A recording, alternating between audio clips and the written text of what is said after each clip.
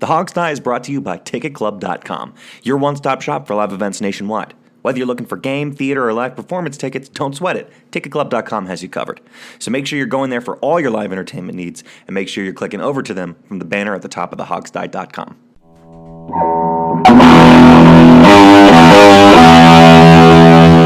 The Hogsty presents It's Just Business with Steve Thomas and Rich Rogers. And now, here's your host, Chris Larry.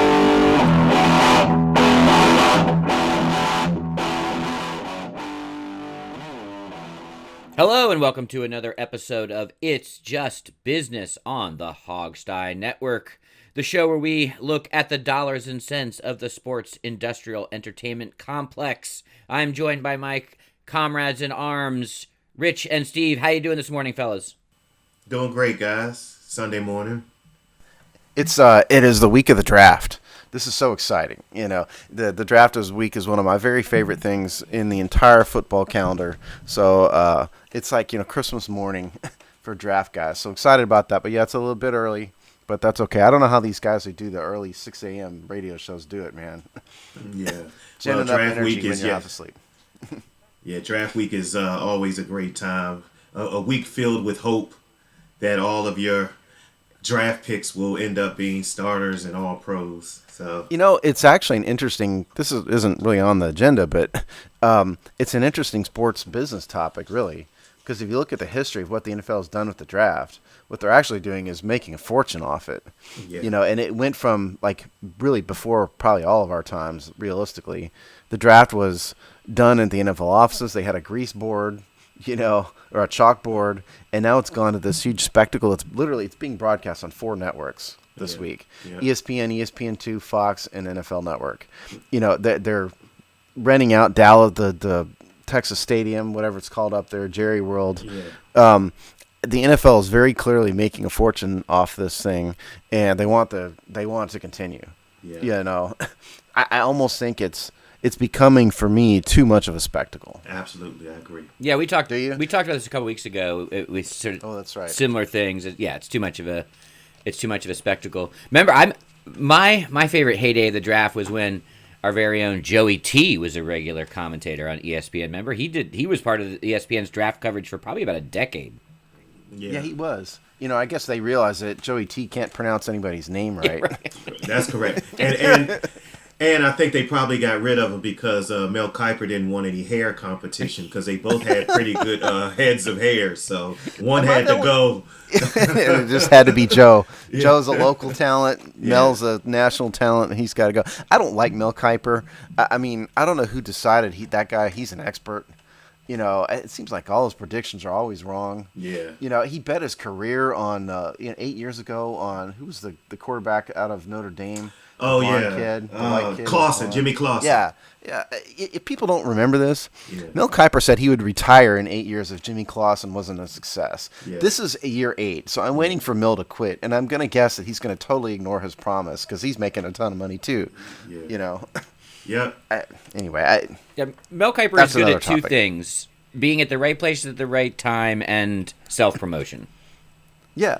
I think anybody could have done what Mel Kiper's done. He has no real football experience. He's not any different than us in terms of background. He just, like you just said, Chris, I mean, he was in the right place at the right time and had a good idea and has turned it into a fortune. Well, you remember the old Street and Smith magazines that you used to get at the 7-Eleven, and he probably didn't do anything different than what we did. We looked at guys, maybe looked at the helmets and the uniforms and 40 times and say, hey, he looks pretty good. Yeah, that's kind of. I used to buy those every year. The Street and Smiths thing. He's the original Mike Florio. Right. Yeah. Mike Florio irritates me in a whole nother way. Yeah, but they have the red carpet show. That's where they got the red carpet show for the young guys, and who are you wearing, and they're gonna ask Vita Vea maybe he's wearing an Armani suit for a guy that's 6'5", 350. Wherever he's wearing, he bought it from the Big and Tall shop. Yeah, sponsored by Big and Tall, right? That's why the whole thing even exists, probably. Right. All right. Well, we'll get off our, red carpet coverage here and move on to our topic 1, which I believe, Steve, you are introducing topic 1. Topic number 1, Thursday Night Football. We haven't mentioned this before because we've just had a lot of other things to talk about. But for those of you who don't realize this, Fox Sports bought the Thursday Night Football package. In February they did, and so Fox has the Sunday NFC package and then the Thursday night package. And the interesting thing is they're paying $650 million annually just for Thursday Night Football alone. Now, there's an article in sportsbusinessdaily.com called that was dated April 16th. It's called Fox Says Better Games Ad Placement for Thursday Night Football. It's behind a paywall, so if you're not going to be able to get it unless you subscribe to Sports Business Journal. But point is, CBS and NBC had this package, and the Thursday Night Football package, they paid $450 million, and both said they lost money on the deal. And so Fox is now paying $650 million. So the interesting part of this, to me, they just had a big advertising presentation, Fox did, this week to all the major advertising houses about the Thursday Night Football package. And what Fox wants the NFL to do is create much better matchups than they've previously had on the Thursday Night Football. And they want to do that by taking the best NFC Sunday afternoon games and moving them to Thursday. It's a slightly different take on what the NFL has done in Thursday Night Football in the past. I don't know how they can possibly make money on this. I don't know why Fox really needs it since they already have the NFL. They must think they can make money somehow at this because they're paying a fortune. But this puts Fox in the primo driver's seat in terms of NFL coverage. They have now more games than anybody. Who has thoughts?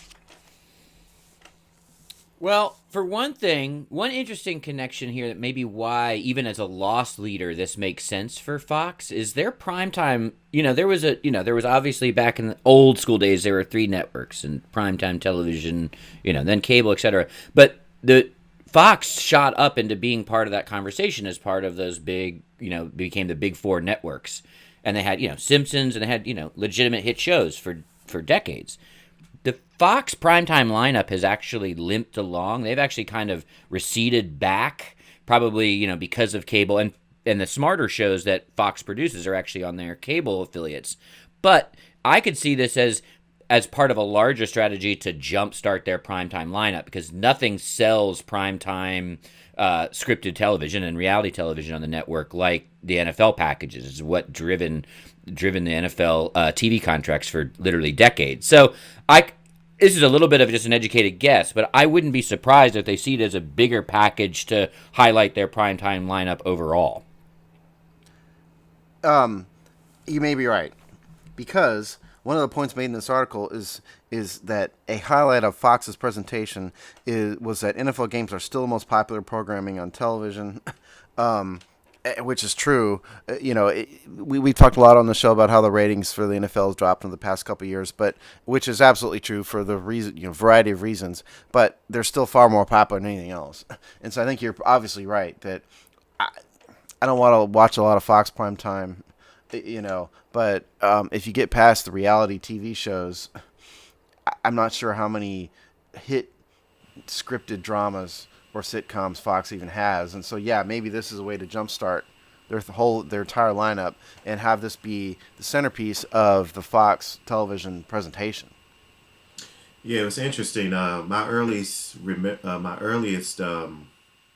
memory actually of Fox was when in Living Color, the old sketch comedy show with Damon Wayans.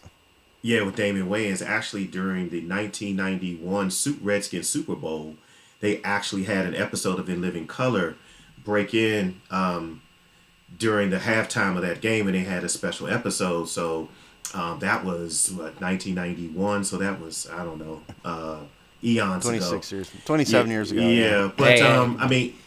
Yeah, I know. That was 91 was my year. But anyway, that's a whole nother story. But no, I think...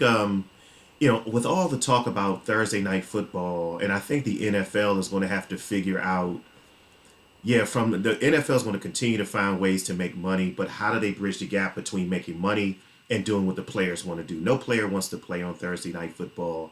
Um, it's probably going to be a source of a bone of contention for upcoming contract negotiations when the current CBA expires.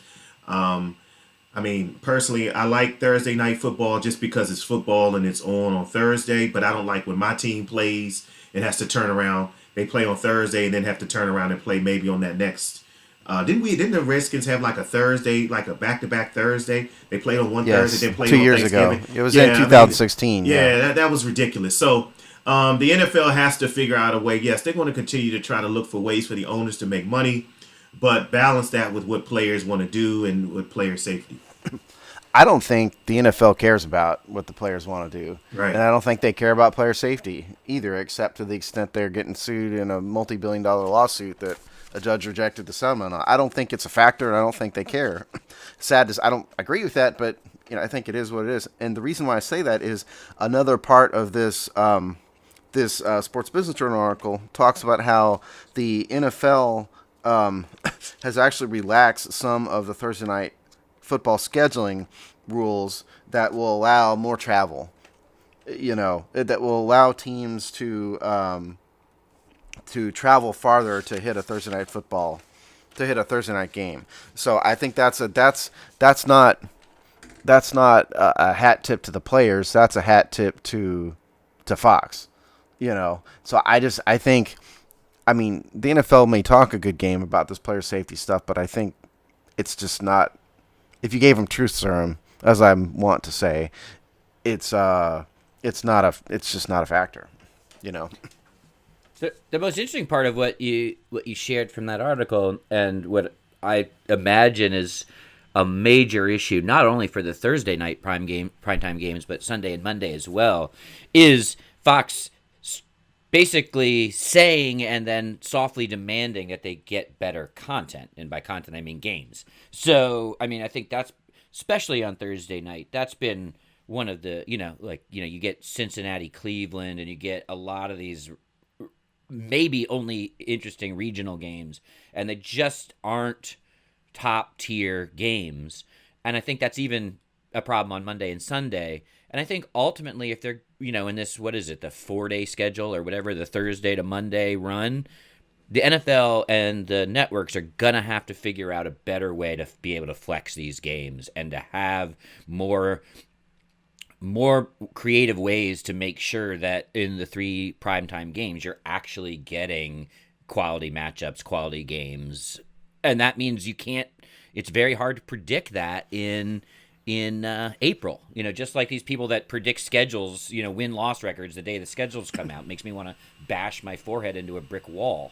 And for the same #content. Yeah. Yes, I know. But for the same reason that, who knows what's going to be a hot game November 30th, right?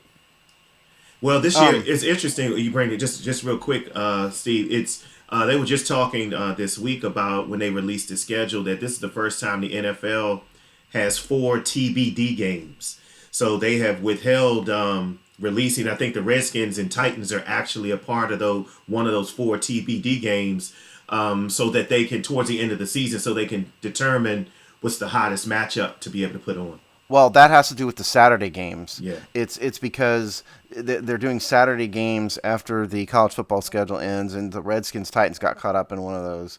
But what they're flexing is Saturday. But what you just said, Chris, sticks in my head because think about this for a minute. The NFC is a stacked conference, right? At least so it appears. It's a much stronger conference. If you get past the Patriots, the NFC's got a bunch of quality teams. Fox is voluntarily giving up their best Sunday for this situation. Fox is voluntarily going to give up their best Sunday afternoon games to flex them to Thursday. So in the past, you have Fox and NBC wanted better games, the best games for especially NBC for their Sunday package, or CBS rather, for their Sunday package. they didn't really care what happened on the NFL Network on Thursday, but now Fox has Thursday and Sunday, and so they want to put the best NFC games at a minimum into their primetime slot. And so it's because they have both days now, Fox has a greater ability to demand to, at a minimum, flex NFC games around. So I think that's exactly what you're talking about, Chris, with the flexing is exactly what Fox intends to do. To our benefit. One of those things actually, benefits the fans, probably coincidentally. But I mean, I think Fox, or not, I think the NFL really has a problem, though, with, I think you always want to leave fans wanting more, and I think the idea of playing football on Thursday, Saturday, Sunday, Monday, it's going to get to the point of overkill. I really think that. We love football here, and we're all football junkies. We wouldn't be doing this website and all this stuff if we weren't all football junkies. But for the average fan, I think it's getting to the point where it's too much. 4 out of 7 days a week with NFL football, I think is saturating the market just a bit. Maybe I'm just too old school, but I kind of like the idea of having Sunday being NFL day, and then you have your Monday Night Football. I don't know if you want NFL every day of the week. Well, no, I definitely don't want it every day of the week. I mean, but then again, is it any different? Are we picking on the NFL? Because, the NBA the NBA today will probably have games, during the regular season. The NBA has games on from 12 noon until 7, 8 o'clock at night, back to back to back. You've got baseball where you have back-to-back games. And so I think the NFL is saying that there are people that want that product. And as much as we complain about it, I'm not going to, unless the Redskins are playing, I'm not going to make a date or cross something else off on my calendar to watch. The Jaguars and the Titans. Jaguars Colts. I'm not going to watch Jaguars Colts. I'm not. I got to get home and watch Jaguars Colts. It's gonna. You may flip it on if it's. You may flip it on if it's on, and yeah. Right. That's just because maybe other TV I'm not interested in on Thursday nights, but yeah, they have to figure it out. What I've found is, we're a one TV household, so Oh wow. Especially with Thursdays, it's like, my wife's like, another what? Football on Thursday? Are you kidding me? So I don't really advocate for the TV. But what I found myself doing on most Thursdays, if the game is even remotely interesting, and yes, I'm a little bit Pavlovian about just watching it if it's on, is I'll either half watch or let my wife watch whatever's on the real big TV, and then I'll just stream the game on a tablet and put it up on the arm of the couch and kind of keep 1/3 eye on whatever's happening in the game. And I think that is a pretty good metaphor for people's interest in the Thursday night games. I was just, while you were talking, I was sitting there trying to count the number of TVs in my household. It's you might be the last one TV household in America, Chris. We're a 6 TV household, so. And I'm 5, and it's only 3 people that live here. So, football. But when I'm, I can't miss a play. So if I'm in the living room and I'm cooking, I gotta have a TV that I can watch. And I'm not all that great at live streaming and all that kind of stuff. But go, Chris, man. That's great, man. Family time. Well, at least you can stream stuff while sitting together and not talking to each other. Yeah, before I sound too highfalutin, we also just means we have other kinds of screens that we can get content on. And devices, right? Okay.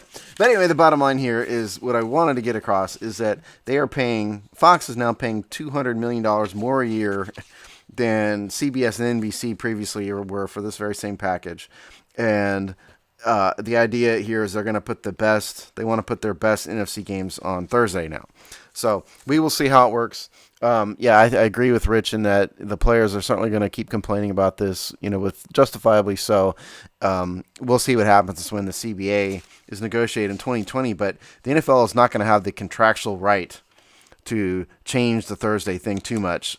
So, Thursday night football is not going away, even though the players are complaining about it, because there's way, way, way too much money involved. So, players are just going to lose. It's just as simple as that. They're going to lose on this. If they could get Eagles, Giants, Vikings, Packers instead of Titans Jaguars on a regular basis, I think I'll be more interested. Well, Titans Jaguars. Of course, you're talking about it from a NFC East perspective. Titans Jaguars is very interesting to people who are AFC South fans. I think more accurately stated, in my opinion, would be you get rid of like some interconference. I don't know. Colts Dolphins. Yeah. Or Colts Seahawks or something. You get the rivalry games. Because Jags Colts is interesting to some. Just not us who are. Northeast NFC East centric. That's a great point, right? Get the AFC NFC rando matchups off. That would be a good step. Right. Yep. Okay, I think we've beaten this to death. All right, let's move on. Our next topic, we're staying in the shield, so to speak. Rich, you're gonna walk us through hashtag content stories that came out this past week about ranking of general managers. You want to update us?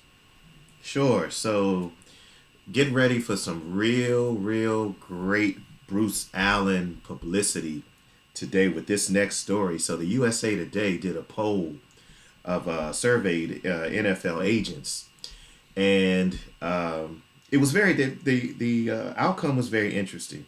So the USA Today surveyed 25 agents and asked them which team is prepared during contract negotiations. The best teams were the 49ers, the Eagles, the Patriots, the Broncos, and the Packers. The worst, the Redskins weren't the worst. The Bengals were the worst, followed by the Browns, and then came our beloved burgundy and gold Washington Redskins. Now, we don't know what it means when they say prepared. And we don't know the extent to which Bruce Allen is actually involved in contract negotiations. Now, what we do know is that Eric Schaefer is one of the more respected money minds in the building and in the NFL, and I've yet to hear one bad word said about him. But after the Redskins come the Bears, and then the Jets and the Raiders are tied for fifth. But here's where it gets interesting. In terms of who gets the most trust from agents in terms of contract negotiations, you have Ozzie Newsome is number one, followed by Bill Belichick, John Schneider from the Seahawks, who used to be in the Redskins building, but we let him get away. Colts GM Chris Ballard, and tied for fourth, Kevin Colbert from the Steelers, and the Rams, Les Snead. Now, trust the least, there's the Bengals, the Broncos, the Dolphins, and the number one mistrusted GM in all of football is none other than George Allen's son, Bruce Allen. So there's been this talk in the local DC media, for those of you who don't know, that Dan Snyder's starting to become fed up with Bruce Allen's missteps and bad publicity. Well, this can't help Bruce's favor with Snyder. But one last thing, guys, with this is, so we don't know. This could be, in all fairness, this could be a situation where maybe we know the Redskins don't overpay anymore. So this could be an agent scorned. We don't know, but we're number one. We actually have a championship now as the champion. We have a GM who is the least trusted and number one. So, guys, what are your thoughts on this? Well, I have a lot to say about this, actually. Number one, let me explain from the perspective of someone who's, quote, been in the building, as I have, for at least one NFL franchise and worked for another, as outside counsel. A team president normally does not get involved in player negotiations. Okay, a team president usually will be involved to the extent that they may get involved in discussions about number one draft picks, about signing big time quarterbacks.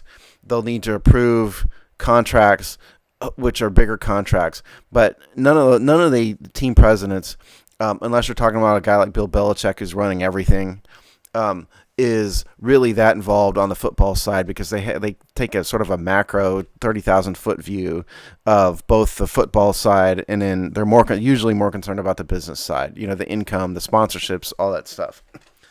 So the idea that And if you look at the list of what Rich just read, most respected GM Ozzie Newsome, Bill Belichick, who runs everything for the Patriots, the GM John Snyder, football guy, Colts Chris Ballard.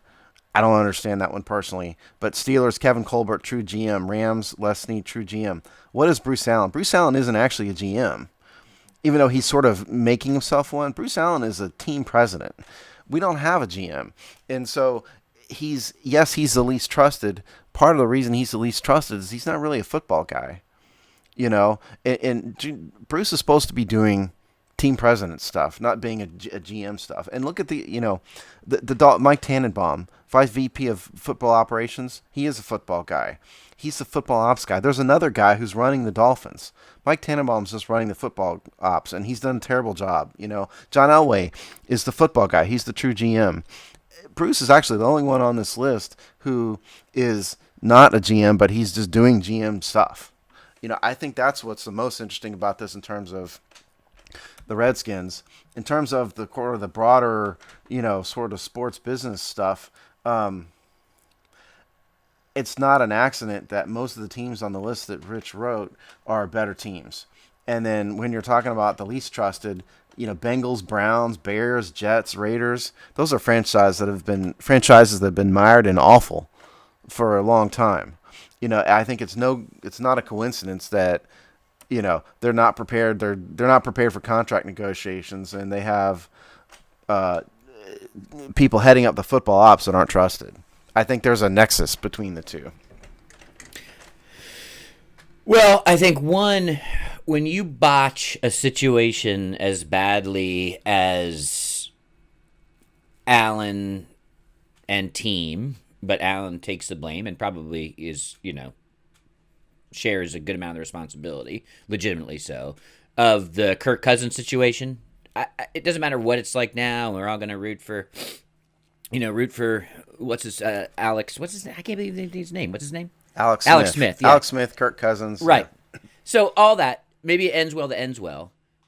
But no, you can't botch a situation like that going on 3 to 4 years and not collect some negative superlatives here. So, that's also that, and it was brought up in a few of those articles. It was still the front of everyone's mind, right?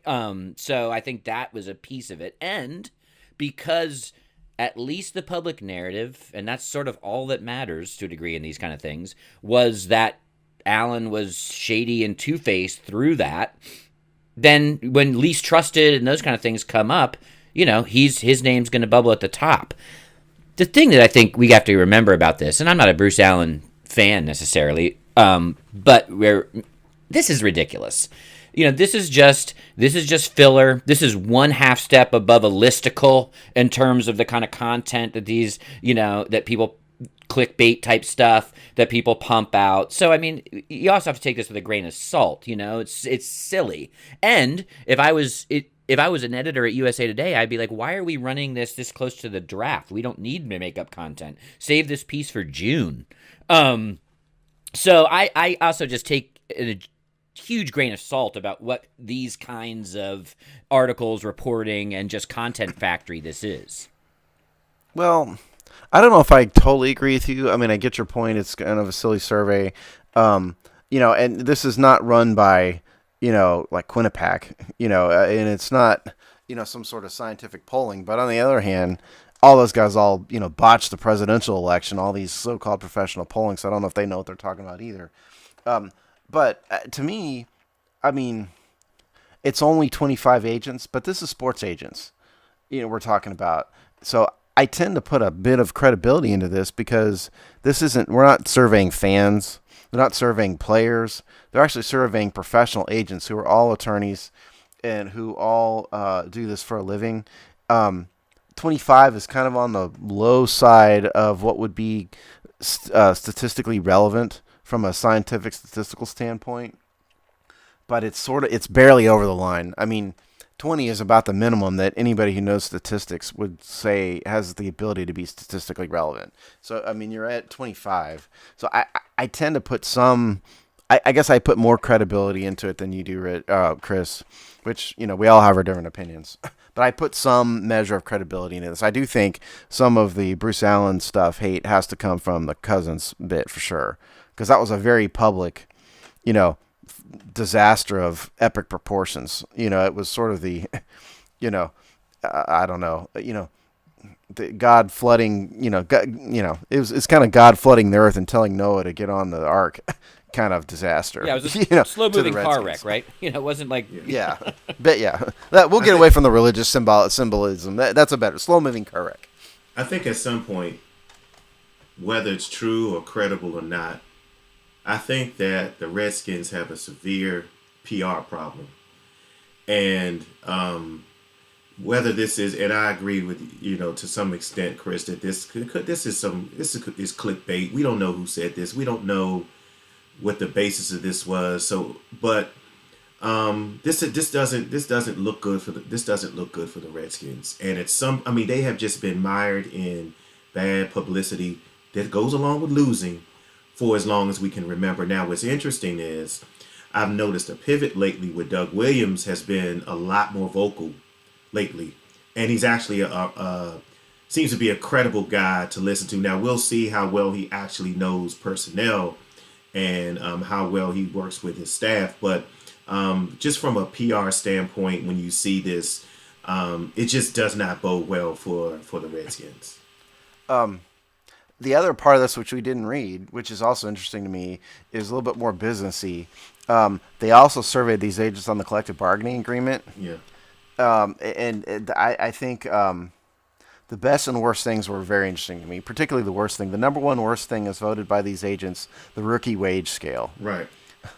Why is that? Well, think about this. It's because the NFL has taken money out of the agents' pockets by instituting the rookie wage scale. Because if you don't understand this, agents get paid on a percentage basis. So if you have Jonathan Allen with a $50 million contract instead of a $20 million contract because of the rookie wage scale, that is taking money away from agents. And so it's not any surprise that the agents hate the rookie wage scale for that very reason.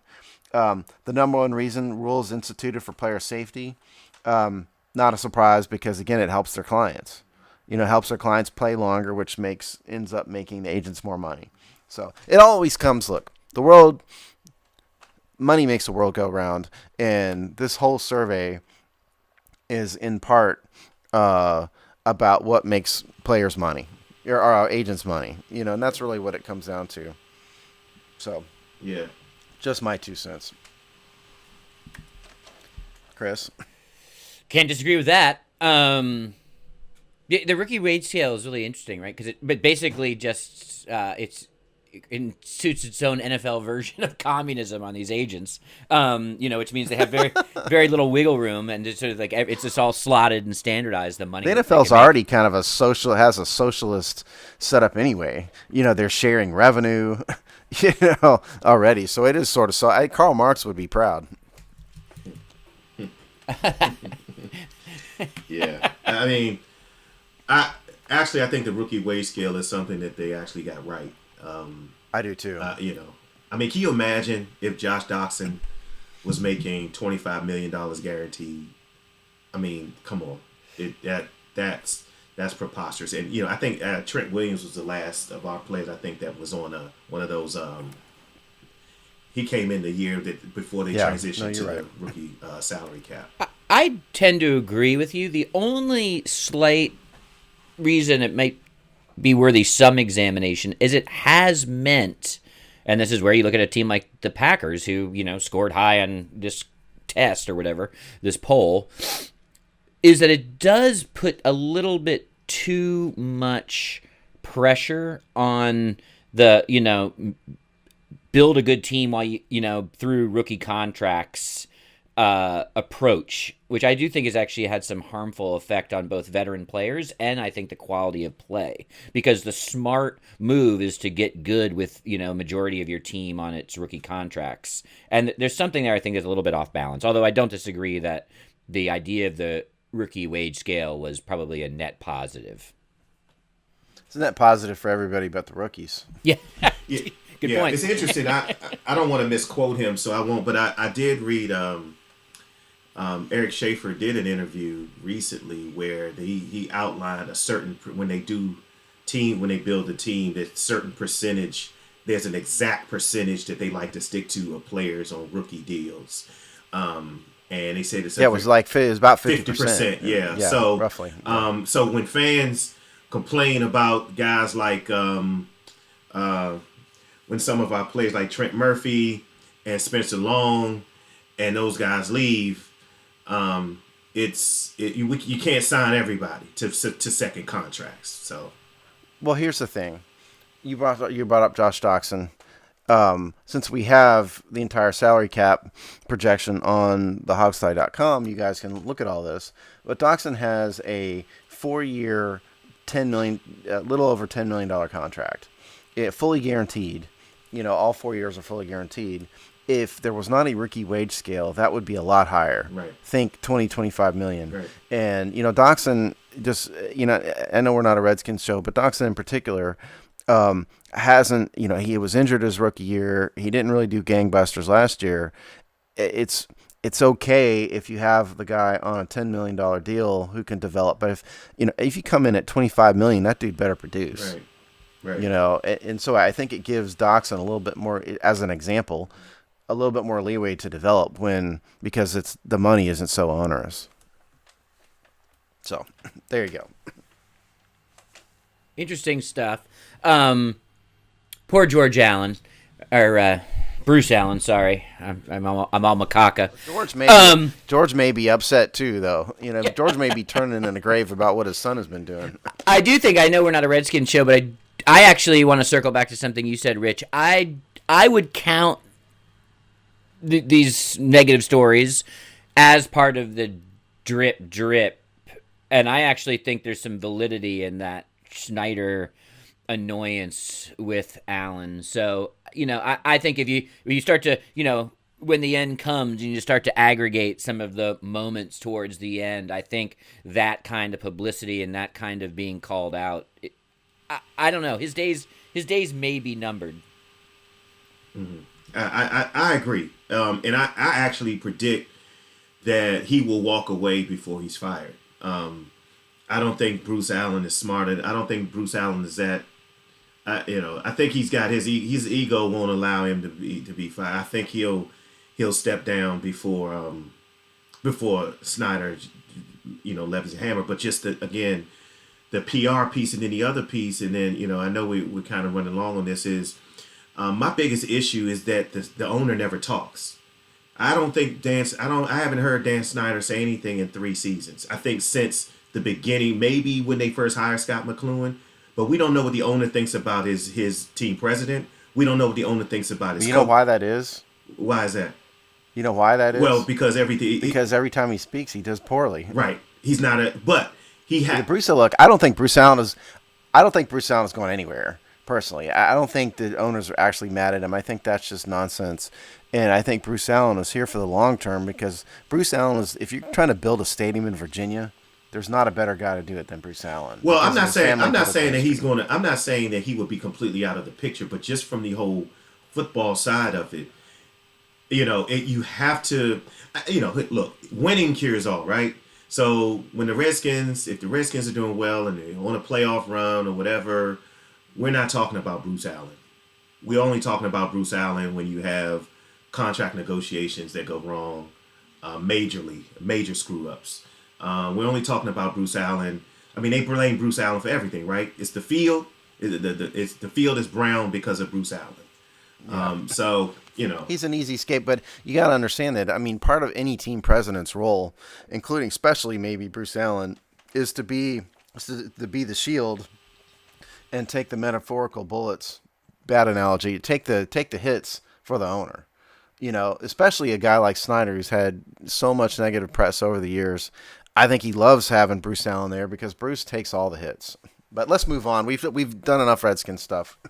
Let's move on. All right. So the next story we're going to talk about was sparked by kind of just like a funny little piece that came up on the Hogsty Twitter account this past week was that the Jacksonville Jaguars stadium is, I think, going to or is about to have a dog park inside their stadium, which would then allow pet owners that want to attend a game and stay connected to their furry friend to bring a pet into, well, really a dog, into the park. Which is kind of an interesting, it's a silly, funny story, although if you actually start to unpack America's obsession with their pets and the financial implications there of it, actually makes a bit of sense. But it's also interesting to think about what stadiums are doing to draw more and more fans in. So it's a little bit about the economics and the marketing hooks of stadiums. And so, first of all, what do you think? Would you bring your dog or even your hypothetical dog to watch a sporting event with you? And then maybe start to think about what stadiums are doing to keep people inside the confines. Absolutely not. So I don't want Peter coming down on me or whatever, because I've been a lifelong, please don't find me on Twitter. I won't even Newsflash, Rich hates dogs. So I have been a dog owner all my life. Dogs, cats, what do you call those things? Guinea pigs, things like that. I don't think it's a good idea. I hate, and this is a huge pet peeve, and I'm glad we were talking about this. I hate when people bring their dogs to outdoor restaurants. It's very pretentious and arrogant that people want to eat in the presence of canines when you go out. So I don't feel. I mean, this is now from an NFL marketing standpoint, it may be a stroke of genius because it's taking it. I mean, people love animals and people love dogs, so it would be great. But personally, I mean, I have a bad enough time dealing with unruly fans. I don't want to deal with anybody's dog. Well, I saw this story, and I was first a little puzzled by it as to why this would be necessary. I think, and this is a Jaguars marketing thing, not really an NFL marketing thing, or it's really a who owns the Jaguars stadium marketing thing, more accurately, which is probably the local Jacksonville government, not even the Jaguars. That's really who's doing it. I couldn't figure out why you would need a dog park inside a stadium. You can't have service dogs there. If what are they? The dogs for the blind, and the emotional support dogs, and all that stuff. And those dogs need somewhere to relieve themselves. And so from that respect, I get it. Of course, I wouldn't want to bring a dog to a football game. I think that's stupid. Okay, I don't want to bring Fido to watch the Redskins Dallas, and I think that's dumb. But from a marketing standpoint, I think it makes the Jaguars seem creative. It makes them seem like they're more community oriented. It makes them appear more family oriented. I think it's a stroke of genius from that respect. And it leads to what Chris was saying. It's kind of a forward thinking way to view stadiums. And listen, I mean, stadiums are used for other things too. It's not just football games. Football games are 8 a year. There's concerts there. There's festivals. There's conferences. There's all sorts of things that go on. And so the dog park may be able to be used in another context that isn't just a football game. I don't think anybody wants 50,000 dogs, at a football game. Well, I don't think that's really the intent. I think Jacksonville had the nail on the head because the last I checked, is it Jacksonville the team that has where people can swim in the big hot tub pools? I mean, that yes is what I'm down for. That's a stroke of genius. I would love to. I mean, can you imagine sitting watching a game and you're in the you're in the hot tub or whatever it is that they have. I mean, now whether it's sanitary or not is another story. But having said all of that, it's not. Newsflash, it's not. I just think that goes with the culture and the climate of Florida, and I guess the dog park as well. But from a business standpoint, again, we criticize the NFL so much for what it doesn't do. But I have to applaud the NFL for consistently trying to find things that are going to draw fans in. And it may not work. It may fail miserably. But at least they're thinking outside of the box. Well, see, the beautiful thing about it failing is if there's a backlash, you just don't let people use it. Just lock it. Yeah. It's done. It's over with. But the hot tub, yeah, that's a stroke of stadium genius because for your single young guys and young ladies, I mean that's watching a football game and you can't go wrong with that. Well, one interesting reason why it's you might clue to why they did it is I did a little bit of digging as of 2016. So and they said that it had been raising about 4 to 5 percentages each year, but as of 2016, Americans spent $62.75 billion on pets, and something like 75% of those pet owners had either a dog or a cat in the house, although fish was the largest number of mass pet ownership.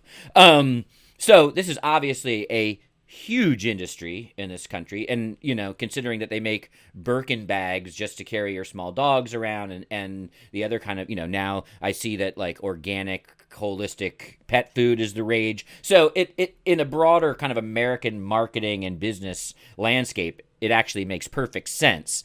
What I'm more interested in is, I think it's, to sort of your all's point, it makes sense that this is happening in Jacksonville's NFL stadium, because traditionally NFL teams have not had to try really hard to get butts in seats. There's only 8 games. It's an event. That's not the sports leagues that generally have to do these things. It's not where the innovation in stadium experience happens. But in a place like Jacksonville and Florida at large, which is, not a hotbed of pro sports fandom, I think we can safely say that you actually see a stadium doing some innovative things, because they actually have similar problems to an NHL, Major League Baseball, NBA, that, they have, 1,000 games a year, and they have to actually think about what draws people in on a regular basis. So it's kind of interesting to see in an NFL context, these venues and these cities that have a harder time drawing, playing around with this. But, this kind of innovation and quirkiness has happened in the other 3 sports, and especially baseball, for a long time. It's where we have things like the bobblehead and the giveaways and, the hamburgers that use glazed donuts as buns. So it's interesting to see, and maybe another small tell about, is the NFL coming back to the pack, that you start to see some of these quirky innovations and marketing ideas in NFL stadiums. Yeah, a lot of these things happen in minor league baseball. Yeah. Because you're talking about small towns or smaller towns. I mean, there's not a minor league baseball team in New York City. You're going to find it in like Des Moines, Iowa, San Antonio, Texas, which is a little bit bigger, but still small in that context. And they do all those, and they do in some of these little minor league baseball teams do have like pet night, where you can bring your pet, that kind of thing. The NFL hasn't done it because they don't need it. The NFL doesn't do bobblehead. We don't see a Clinton Portis bobblehead night because there's no need to do it, because those things cost the teams money, and the only reason they do it is to draw people in. Because we're going to go to a baseball game, yeah, you're going to look at the schedule and go, okay, my kids are, I don't know, Jose Altuve fans, and so we're going to maybe try to plan to buy tickets on the Jose Altuve bobblehead night. Well, the NFL couldn't care less about that because they're going to sell out anyway. They're not interested in your family. They're just interested in selling out, which they do. Jacksonville, on the other hand, like you pointed out, has oodles of problems drawing people in. Jacksonville's not a good NFL town. The team has stunk up until this past year, forever, basically. And so, are they going to put a hot tub in? Hot tub may attract more people. Put a dog park, maybe more families, are apt to go. So yeah, I think it's maybe a little sign that the NFL is trying to, the NFL at large, because again, these are local governments and teams doing this, not the NFL front office. But I think it is a sign that they recognize that they need to do a better job of drawing butts in the seats. And this is just one way. Are we going to see, crazy mascot races like the Nationals do, with the presidents and all that stuff? Probably not at an NFL game yet, but we'll see how the popularity goes. Maybe we could have Disco Week, God. No thanks. Remind me to skip that week. Well, actually, the explosion of disco records was actually in a sports stadium back in Cleveland in the 1970s, so there's a link. And Steve, I'll have you know, an old man. I know. I don't need a reminder. Steve, I will have you know we have two minor league baseball teams in New York City: the Staten really? Island Yankees and the Coney Island Cyclones. Just Okay, you gotta. Is Coney Island really New York? Is Staten Island? I mean, that's not Manhattan. no, it's not Manhattan, but they're For both non-New Yorkers, technically for in the non-New city. Yorkers, yeah, but I don't think non-New Yorkers think of Staten Island as true New York City. Well, most of the rest of Maybe New York City doesn't Yorkers either, do. but municipally they are. Okay, bad example, but my point is, I think if we did a survey of where minor league baseball teams are, the bulk of them are in middle America, small town Yeah, the type Toledo things. Mud Hens are the classic example. Yeah, whatever, right. What? So let's maybe get a little bit of fun here. What is? Well, actually, I have one important point. Then I'll kick it to a little bit of a fun version of this discussion. The other thing, the reason you get these kind of early bird bobblehead type specials in, the other sports pro sports leagues that have whatever 80 games, 160 games, etc., is because you want people in the stadium earlier to buy stuff, to get French fries, to hot dogs, the rest of it, and that's why you get a bobblehead if you're one of the first 8,000 to have your ticket punched at an NBA game or something like that. It's not just anybody who shows up, and the NFL knows it's never going to battle the parking lot culture, right? They know the majority of fans are streaming in at 12:45 on a Sunday morning because of the culture in the parking lot and the tailgating. So there's a bunch of economics about why this hasn't been a thing in the NFL. But maybe we go around the horn. Do you have a favorite stadium promotion either that you've experienced or heard of? I don't know. I mean, I'm not huge on those things. They seem good at the time, but you get the bobblehead and then it ends up in the closet and you never see it again. I mean, I think the most famous one I was not a part of course, was the famous seat cushion game, in the 90s with the Redskins, when the seat cushions got tossed onto the field against the Vikings in the playoffs. If I had to name one, that's probably my favorite just because that happened, and that's kind of a famous bit of NFL history. But, if you want in terms of what's good for the kids, the bobbleheads are good because the kids love them, and, you can give your kids a free thing. So I think the NFL could do better with allowing the fans. So in the NBA, fans, I had a friend that worked in the marketing department. I'd get called down, on the floor for. I think they need to allow fans to have more access to the field. Maybe if they did some type of contest, a 40-yard dash, I don't know, something where fans could have closer access to the product.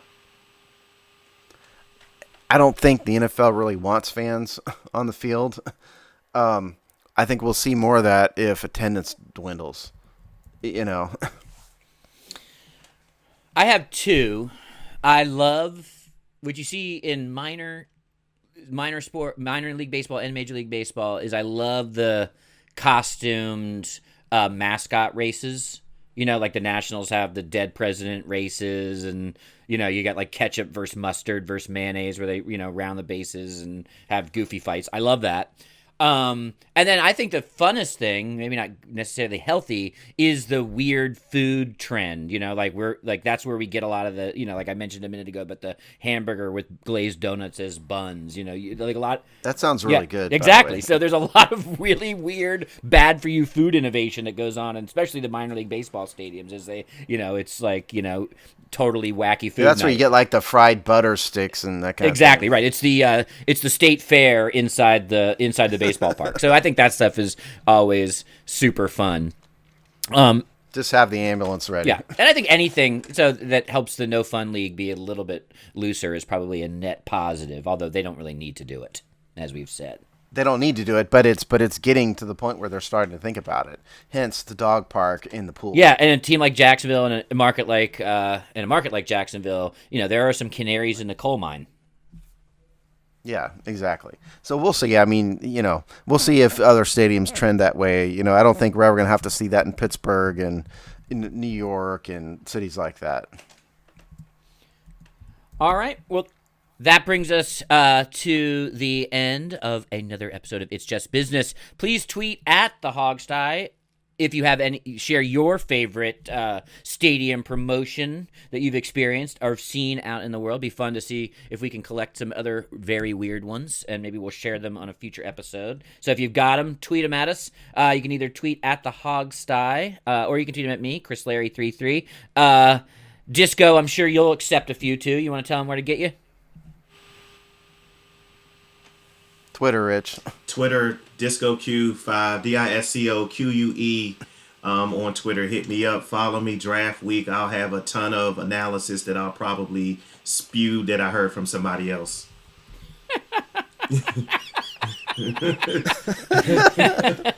All right. Well, let's end with that moment of honesty. A Sunday morning moment of introspective and honesty from Rich. That's a good enough way to go out as any. So see you next time. All right, guys.